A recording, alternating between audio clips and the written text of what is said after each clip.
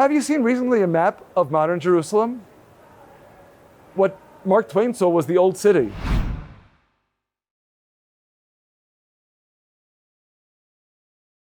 In our book, immediately after the excerpts from Mark Twain, some maps of Jerusalem.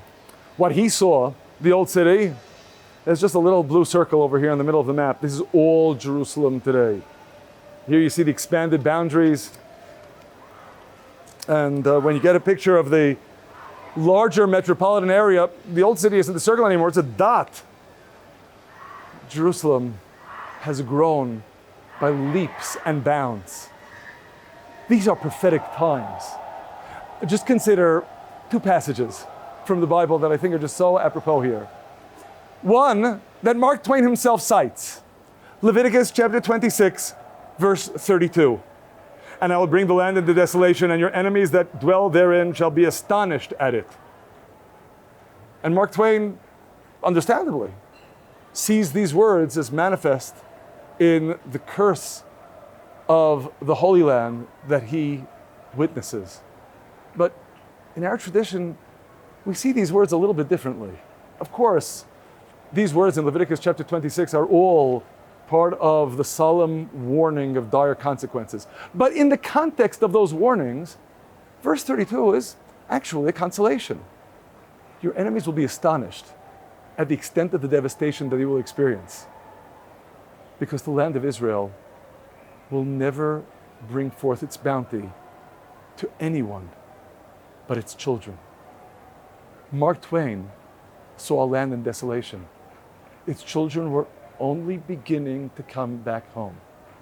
And as a result, the land that he saw was a land of dismal desolation. We see what 152 years can do when God's promises are being fulfilled before our eyes. And maybe in particular with respect to Jerusalem, I feel compelled to share with you the words of Zechariah chapter 2.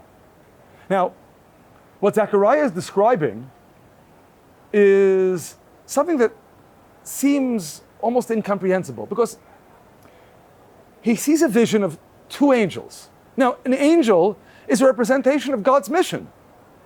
So how can these two angels be a contradiction of one another? I lifted up my eyes and saw, and behold, a man with a measuring line in his hand. Then I said, where are you going? And he said to me, to measure Jerusalem, to see what is the breadth thereof, and what is the length thereof. And behold, the angel that spoke with me went forth, and another angel went out to meet him, and said to him, run, speak to this young man, saying, Jerusalem shall be inhabited without walls, for the multitude of men and cattle therein. For I, says the Lord, will be unto her a wall of fire round about, and I will be the glory in the midst of her. Now, I'm trying to wrap my mind around what people made of these words of Zechariah for the 2.5 millennia after he wrote them. Because Jerusalem was always in just one of two states. Either it had a wall, or it didn't have a wall because it was in ruins. And we can very well understand then that first angel who was measuring Jerusalem to keep it walled and safe. But then there's another angel, and it's not a prophecy of destruction. On the contrary, it is an even greater consolation. Jerusalem will burst through its walls. It won't be contained by walls anymore because of the multitude of people and cattle within it. How did people understand these words until 1860, when Jerusalem, for the first time, started bursting through its walls? Mark Twain could be readily forgiven for not being aware of that. He came in 1867.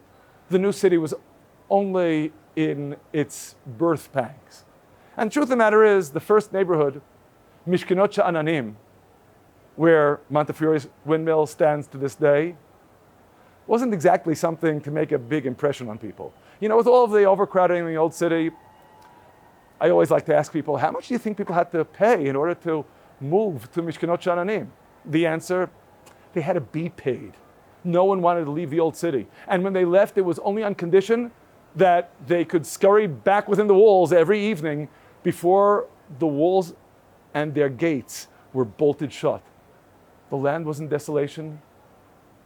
The whole countryside a prowl with bandits and highwaymen.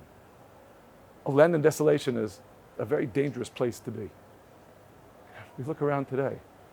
Can we even imagine? The land is blossoming once again.